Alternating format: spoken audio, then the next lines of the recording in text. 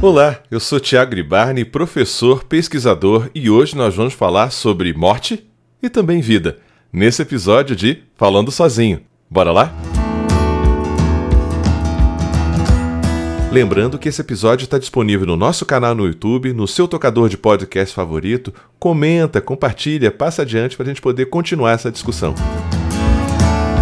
E para a gente começar, eu já quero fazer um combinado com você, que é o seguinte: entender e pensarmos que o cérebro, a mente humana, a nossa cognição, a nossa linguagem é dialética. Ao pensar frio, pensamos o quente. Ao pensar liberdade, pensamos prisão. Ao pensar vida, pensamos morte. E inversamente, tudo isso é verdade. Não tem como a gente pensar uma coisa se não pensar a sua contraparte. Então, ao falarmos de morte, falamos e pensamos, obviamente, sobre a vida. E para iniciarmos nesse contexto, eu trago um querido pensador, Baruch de Spinoza, no seu livro quarto, da Ética. Ele diz o seguinte: o homem livre não pensa em nada a não ser na morte. E a sabedoria é uma meditação não sobre a morte, mas sobre a vida. E pegando essa deixa de Spinoza, eu queria abrir um parênteses aqui, pensando algo do senso comum, né? A frase, o célebre entendimento, só se vive uma vez. Uma coisa meio Carpe Diem de boteco, a ideia de viver uma vida hedonista? Não, penso que não. A frase, só se vive uma vez, ela está equivocada dentro da lógica que estamos propondo aqui. Só se morre uma vez. Se viver, se vive todos os dias, todas as horas, todas as semanas, todos os minutos. A cada dia, a cada minuto, a cada hora, a cada semana é uma chance de um novo viver, de um novo refazer, de se refundar, se recriar, se reelaborar. A morte, sim, é um dia, um único momento. Aí sim, uma coisa que só acontece uma vez. Mas viver se vive todos os dias, todos os minutos. Estamos combinados? E para continuarmos nesse nosso pensamento introdutório, eu trago aqui uma abordagem, uma fala do médico, patologista e professor Paulo Saldiva. Olha só o que ele fala sobre a clínica e a experiência dele com a morte. No fundo, o verdadeiro mistério não está na morte, está na vida. Eu sou um patologista, eu vejo as pessoas por dentro, eu convivo com a morte todos os dias. Eu consigo fazer um atestado de óbito, mas eu não consigo dar um atestado de vida. Pois é, né? Se pode atestar a morte, mas não se pode atestar a vida. E a morte, como já Ingmar Bergman mostra lá no Sétimo Selo, no início, né, naquele momento maravilhoso em que o cavaleiro templário encontra com a morte, ele pergunta, né, quem és tu? E a morte diz dela, e ele diz que já a conhece. Ela diz que já está com ele há muito tempo.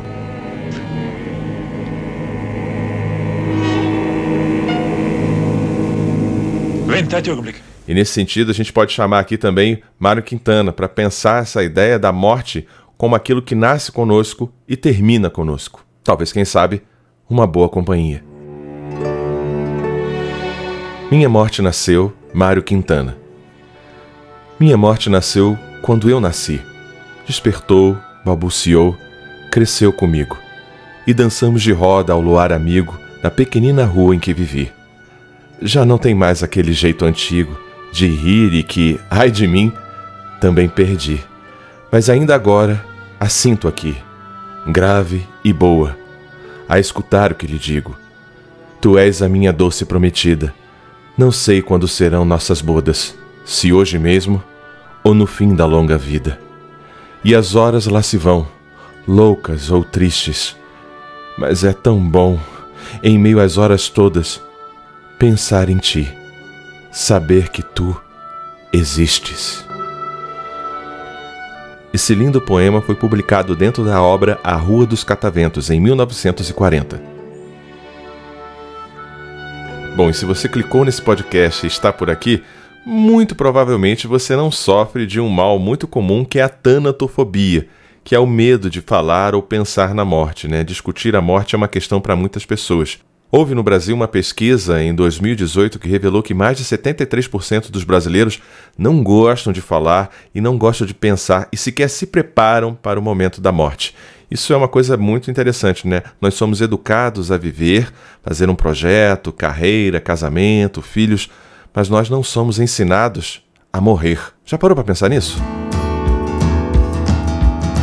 A Aproveitando que falamos da questão mítica, né? Thanos, ou Thanatos, é filho de Nyx, a noite, e Erebor, a escuridão. A ideia de a morte ter a ver com uma noite que não se acorda ou uma noite que se sonha. E dentro dessa lógica mitológica, já dá pra gente trazer Albert Camus, de alguma maneira, mesmo que lateral, com a ideia do mito de Sísifo, né? Já que a vida é ânsia, é angústia, náusea, espanto, é preciso imaginar Sísifo feliz. Mas a origem mítica de Sísifo é muito interessante, que ele faz algo que nós tentamos fazer com cosméticos, procedimentos e tantas outras coisas, que é enganar a morte. Sísifo foi condenado a subir e descer a pedra, morro acima, morro abaixo, ad infinito, porque não só enganou, como aprisionou a morte. Algo que, paralelamente, de alguma maneira, o nosso querido João Grilo, do grande mestre Ariano Suassuna, também faz no final do Alto da Compadecida, né? Engana a morte. A esperteza era a única arma de que você dispunha contra os maus patrões. Agradeço sua intervenção, mas devo reconhecer que eu não vivi como um santo. Tá se fazendo de humilde pra ela tomar as dores dele. Do jeito que eu sou ruim, pode até ser isso mesmo. Não se entregue! João, esse é o pai da mentira, está querendo me confundir. A verdade é que eu não fui nenhum santo, e nem tive uma morte gloriosa como a dos meus companheiros. E você, tenta ou pensa em enganar a morte? Ou adiar esse encontro com essa companheira que está conosco desde sempre? Em termos filosóficos e existenciais, há várias maneiras de se abordar a morte. Pelo menos 2 ou 3. Uma é a morte de si, outra é a morte do outro, do ente querido, e uma terceira opção seriam as mortes da vida, cotidianas. Em que sentido? A perda de um emprego, de um relacionamento, de um namoro, o fim do ensino médio ou de uma faculdade, pequenos lutos, pequenas mortes com relação a eventos. Mas voltando para nós mesmos, geralmente a ideia da morte, a tanatofobia, tem a ver com 2 noções muito interessantes colocadas por Nietzsche, Friedrich Nietzsche, com relação à culpa e a ressentimento. Nietzsche faz essa análise de culpa e ressentimento pensando nos grandes monoteísmos no cristianismo e no judaísmo. Nietzsche, em sua visão, diz que os judeus são ressentidos. A culpa ou o objeto está sempre fora de si. É um faraó que os persegue, é o antissemita, são os alemães nazistas, são ressentidos por natureza. Nietzsche coloca que o cristão faz algo extremamente perigoso, sobretudo o católico, no ato de contrição. Esse ressentimento é internalizado. O cristão, portanto, internaliza a culpa. Culpa, minha máxima culpa, minha grande culpa. É assim que se iniciam as missas no ritual católico apostólico romano. Por que falo disso? Porque geralmente a tanatofobia tem a ver com remorso, culpa e ressentimento. Viver uma vida que eu não quis viver. Deixar de viver uma vida plena. Deixar de viver afirmando a minha vontade de potência, a minha verdadeira natureza. E dá origem a momentos de poesia e de canção como a música Epitáfio, do Titãs. Desse sujeito que morreu e percebeu que agora já é tarde. Devia ter complicado menos, trabalhado menos. Uma pequena pausa. Tá gostando desse episódio? Se sim, considere nos ajudar através da nossa chave Pix. pix.filodoxia@gmail.com. E se não puder colaborar dessa forma, considere nos ajudar divulgando esse episódio para o maior número de pessoas. Isso já ajuda bastante. Muito obrigado. Seria possível pensar a morte de uma forma lógica para a gente tentar eventualmente parar de temê-la? Epicuro tenta um caminho parecido ou análogo a isso. Qual é a proposta de Epicuro para pensarmos a nossa própria morte? Ele traz um raciocínio de base lógica. Não faz sentido pensar a nossa própria morte, porque enquanto vivo estamos, nossa morte não está. E quando a nossa morte chegar, já não mais estaremos. Conclusão? Preocupe-se em viver. A morte não é nada. A morte é uma ausência de tudo. E se estamos, ela não está. Ora, esse pensamento é muito interessante, dá conta de algumas coisas, mas não do todo. Ele tem lacunas, sobretudo com a morte que eventualmente nos causa mais dor, que é a morte do outro, sobretudo de uma pessoa, de um ente querido. Aí essa morte tem a ver com Freud e o luto. Quando ele fala lá no seu livro clássico, Luto e Melancolia, Freud entende o luto como trabalho. Luto é um trabalho que deve ser feito. Luto não tem só perdas, mas também tem ganhos. Mas pensar na morte do outro é também pensar na nossa própria morte. Em que sentido? Quando sua mãe morreu, quando seu pai morreu, ou quando um amigo seu morre, não morre só essa pessoa, morre também uma parte de você com essa pessoa. Usando a teoria de espelhos de Lacan, o filho, a filha, o amante, o professor, o amigo, que aquela pessoa que se foi projetava em você também morre. Então morre parte de nós, aquela nossa parte que só a pessoa que partiu conhece de nós.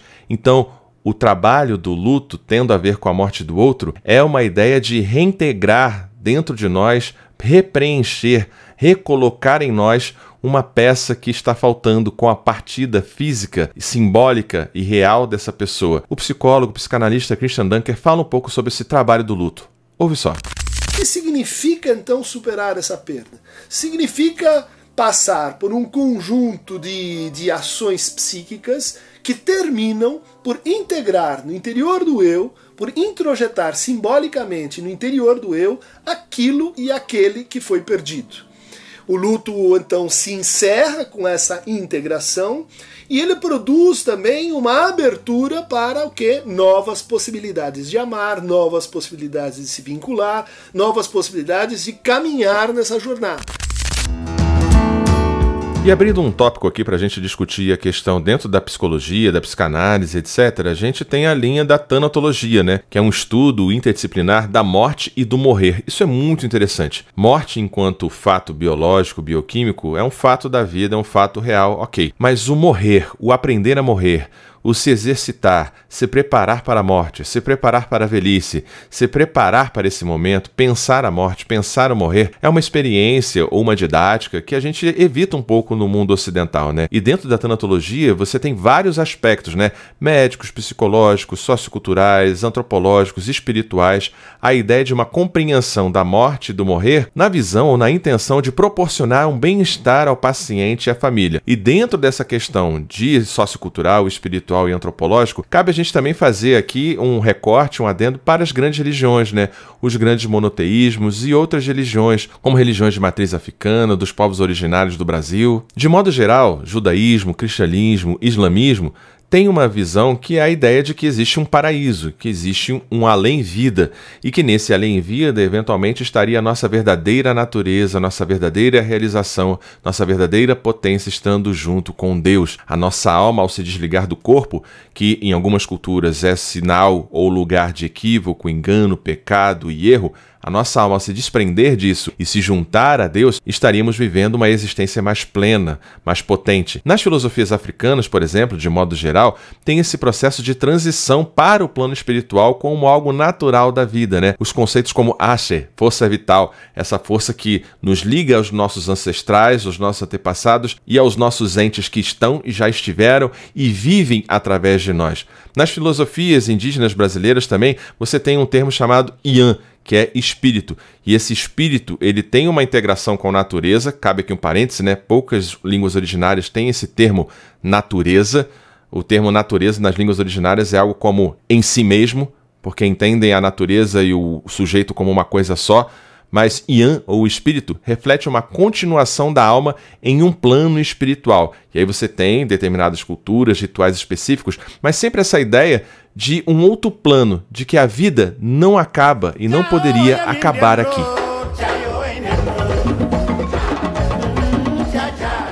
Ainda conjecturando aqui nessa questão de existência, outro plano, memória, ancestralidade, etc., gostaria de propor um pequeno exercício mental, assim.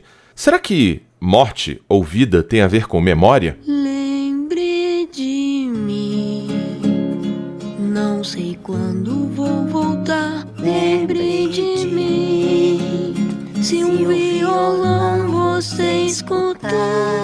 Será que morte tem a ver com memória? Parece que sim para muitas culturas, né? Honrar os mortos significa lembrar dos mortos, fazer memória. Acho, então, que tem uma dimensão antropológica, sociocultural da morte relacionada à memória, né? A essa continuação, a essa ritualística que tem a ver com a memória da comunidade, dos indivíduos e do ente que se foi, né? Enfim, acho que é uma boa reflexão pensarmos nessa noção de morte relacionada a esquecimento e memória. E até que eu possa te abraçar, lembre de mim. E ainda pensando a morte no campo da psicologia, né, a gente tem a famosa Elizabeth Kübler-Ross com a teoria dos 5 estágios do luto, que não tem comprovação científica. Repito, os 5 estágios do luto não têm comprovação científica. Foi um estudo ligado aos pacientes terminais, aos seus parentes. Então, assim, tem um problema nessa ideia das 5 fases do luto, mas ganhou o senso comum, tá por aí, né? A ideia de negação, raiva, barganha, depressão e aceitação. Acho que dá pra gente utilizar algumas coisas, mas eu gostaria de chamar a atenção para o seguinte: não existe um jeito certo de sofrer. Você pode estar sofrendo de depressão, de luto, de ansiedade e estar numa festa, estar num shopping. Então essa questão de 5 estágios do luto, negação, raiva, barganha, depressão, aceitação, essa universalização ela é um problema antropológico, sociocultural e também pode de alguma forma fazer com que a gente tenha ou tente ou imponha ao outro um certo modo, um certo jeito do sofrer. Isso é extremamente negativo.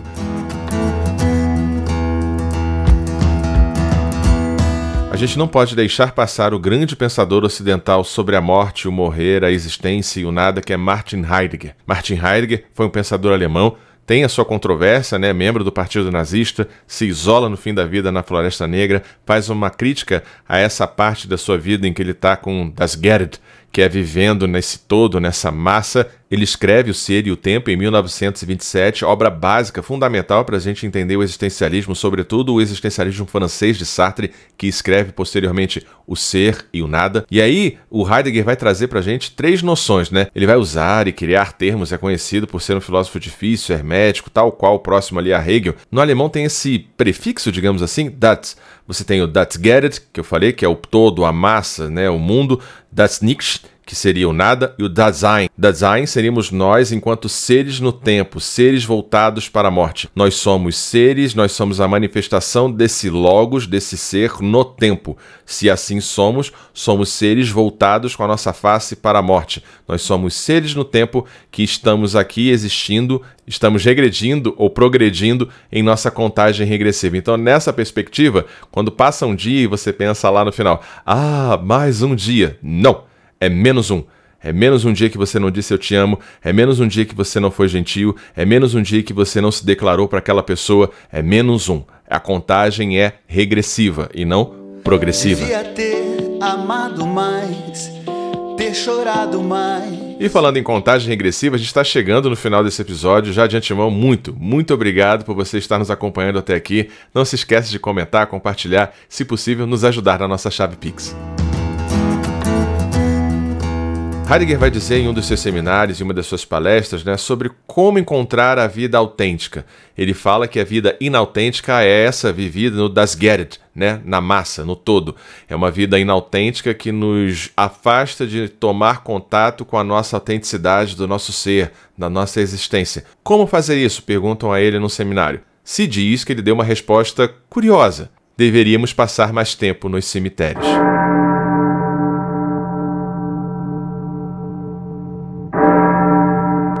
Tem um cemitério no Brasil que até virou nome de documentário, né, que é muito bom. Nós que aqui estamos, por vós esperamos. Olha que nome interessante para um cemitério. Nós que aqui estamos, por vós esperamos. A morte enquanto perspectiva da vida. Então Heidegger nos propõe que ao pensarmos em nós como Dasein, aí do ser ou ser para a morte, nós pensemos na vida. Nesse contexto, ter a consciência cotidiana, corriqueira, não alarmista, não fatalista, mas comum, de convivência com a morte e com o morrer, é o caminho fundamental para vivermos uma vida autêntica. Viveríamos assim, através da consciência da morte de modo sereno, tranquilo e natural, uma vida mais plena, uma vida mais autêntica, uma vida mais potente, mais firme, mais presente em todos os presentes, entendendo a vida como um presente que ela é a todo dia, a todo momento.